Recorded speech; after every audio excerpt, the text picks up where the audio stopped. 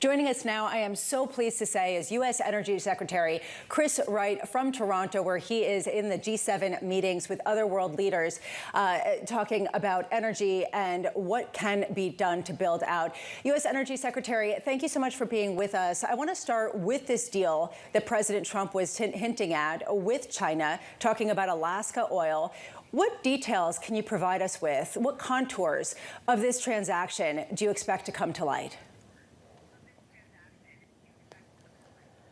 Look, that China is by far the world's largest importer of oil and importer of natural gas. The U.S. is by far the world's largest exporter of natural gas and by far the world's largest producer of oil. So there's so much space for mutually beneficial deals between the U.S. and China.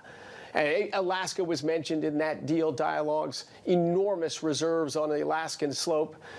They've been strangled by the Biden administration, and Alaskan production's been in decline, but lots of room for that production to grow, lots of room to bring natural gas from the North Slope of Alaska and bring that to all of our allies along the East Asian Rim, or frankly, anywhere in the world.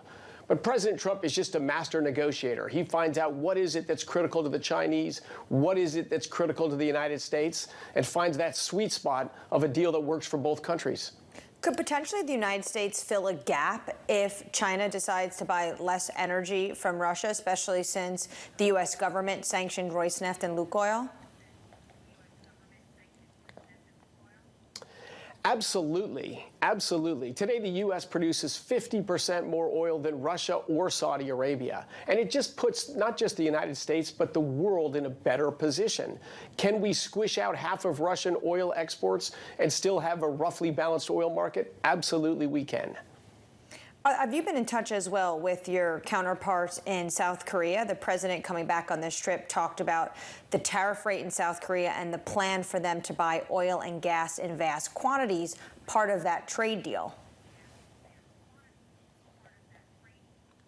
Yes. I've been in dialogues with the Korean staff since I arrived in the office. Korea is a great industrial nation, also short on energy resources, but long on other assets. So, yeah, lots of room for the United States to grow our role in supplying natural gas, oil, and, frankly, nuclear technology to South Korea. I bring this up because it sounds like, are you preparing some sort of trip to the Asia Pacific if you have to meet with your Chinese counterparts and your South Korean counterparts for the United States to send more energy to that part of the world? Oh, I go wherever the president tells me. But yes, I would be going to Asia in a few weeks, and heck, I may be going sooner than that. I'll get debriefed from all the dialogues and all what must be done promptly in the follow-up. Could be heading there very shortly. But I don't know about that right now. But of course, Asia is the center of the world economy after the United States. So yeah, that's a critical alliances, critical partnerships, and critical oil demand sources. Mr. Secretary, I feel like we should have a map here of all the places where you've got trips planned, because I suspect that you're going to be heading to Greece soon, too, and the whole idea of how much the U.S. is exporting in terms of energy to the European region, especially as they reduce reliance on Russia. Can you tell us anything about how that relationship is developing? Actually, it's been great dialogues. I think the European nations, the war in Ukraine really crystallized, yes, it wasn't a good idea to have all of our key energy supply coming from Russia. Largest supplier of oil to them, largest supplier of natural gas to them, largest supplier of coal to Europe. And the United States has slid in to displace Russia as the largest supplier of natural gas to Europe. We can do the same thing with oil. And I think we're today the second largest supplier of coal to Europe.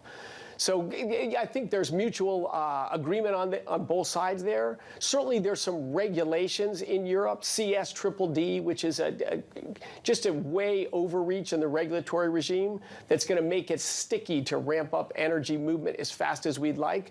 But we're in constant dialogue to fix those problems. I'm excited about the future relationship between the European nations and the United States. It's always been good, but I think it's going to grow a lot. Mr. Secretary, a lot of people who come on this show talk about their concerns about higher energy prices in the United States. They talk about artificial intelligence, the power demands, the inability to really provide the energy that would be required to expand at the pace that a lot of AI giants are talking about.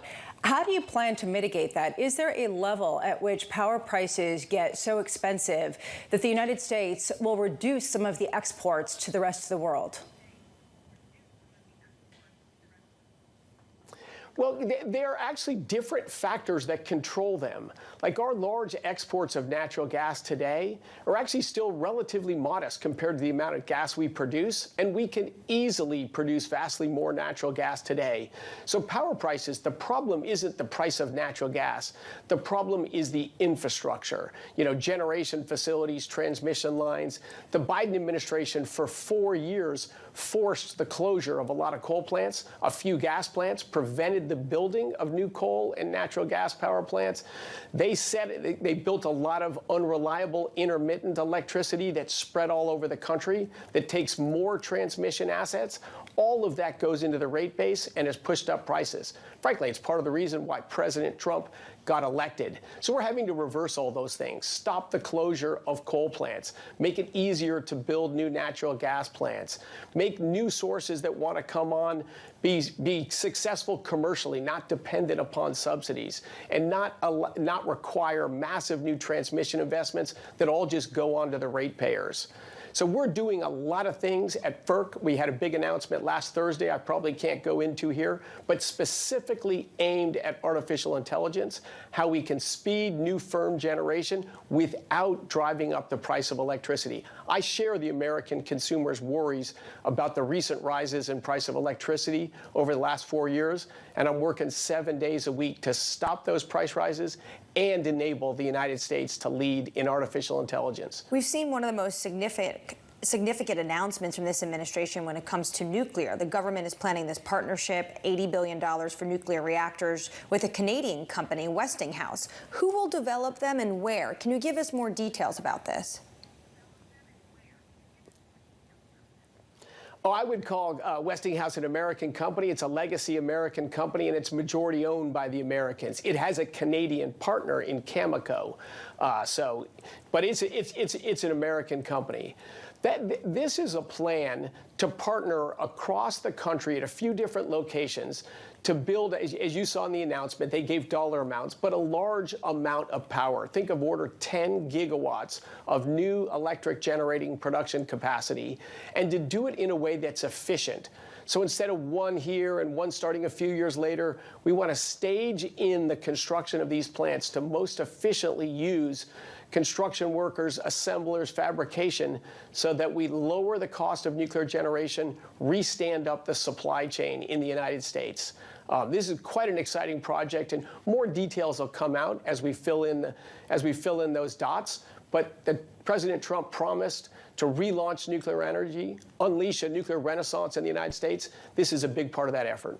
And I wanted to get your take on a reversal we've seen from Bill Gates, someone who's long talked about climate change. He's sort of pivoting his stance. And according to his staff, you recently met with him. Did you have a hand in how now he's talking about energy?